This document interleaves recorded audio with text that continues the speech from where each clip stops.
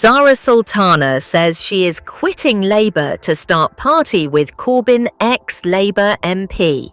Zarah Sultana has announced she is resigning from the party, saying she will be founding a new party with her former leader Jeremy Corbyn.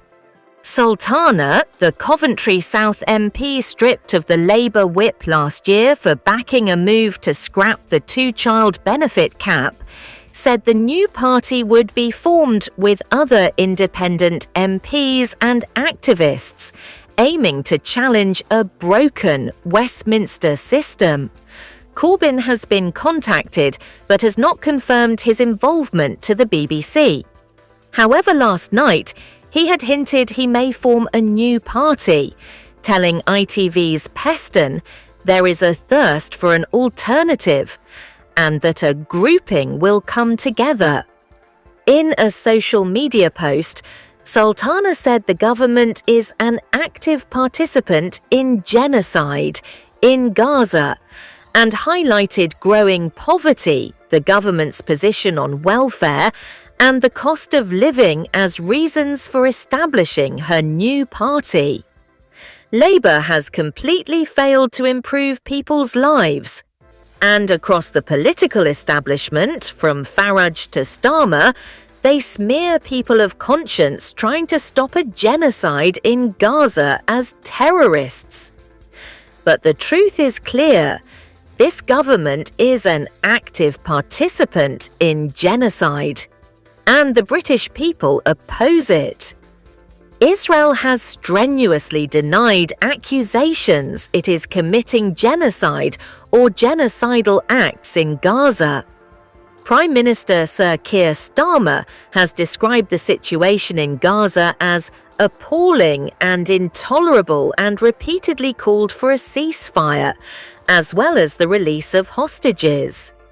But some MPs want him to go further and describe the situation in Gaza as a genocide.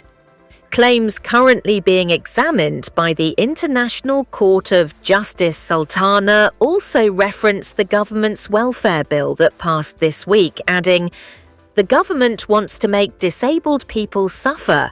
They just can't decide how much."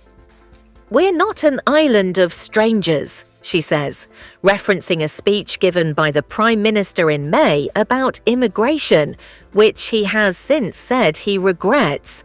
And she says at the next election, the choice will be stark, socialism or barbarism.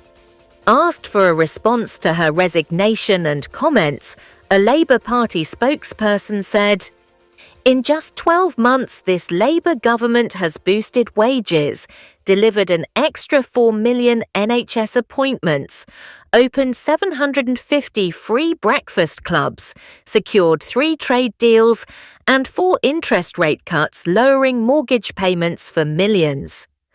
Only Labour can deliver the change needed to renew Britain. Home Secretary Yvette Cooper told Sky News that Sultana had always taken a very different view from the Labour government on a range of issues. Cooper rejected the Coventry South MP's accusation that Labour was failing to improve people's lives.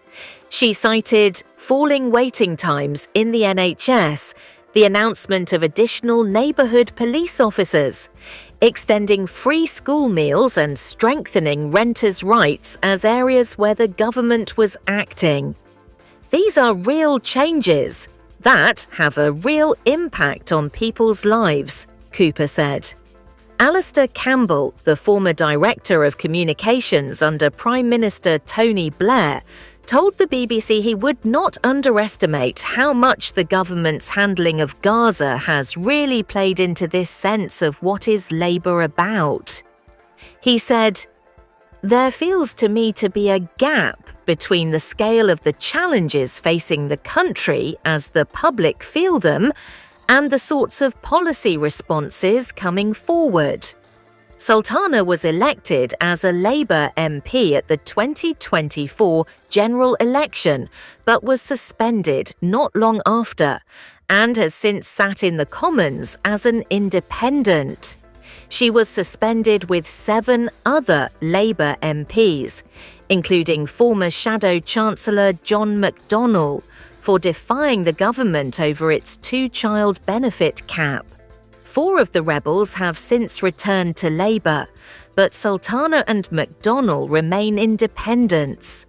Despite her suspension, she had remained a member of the Labour Party. Responding to Sultana's announcement, McDonnell posted on social media, "I am dreadfully sorry to lose Zarah from the Labour Party. The people running Labour at the moment need to ask themselves why a young, articulate, talented, extremely dedicated socialist feels she now has no home in the Labour Party and has to leave." The BBC understands McDonnell will not be joining the new party.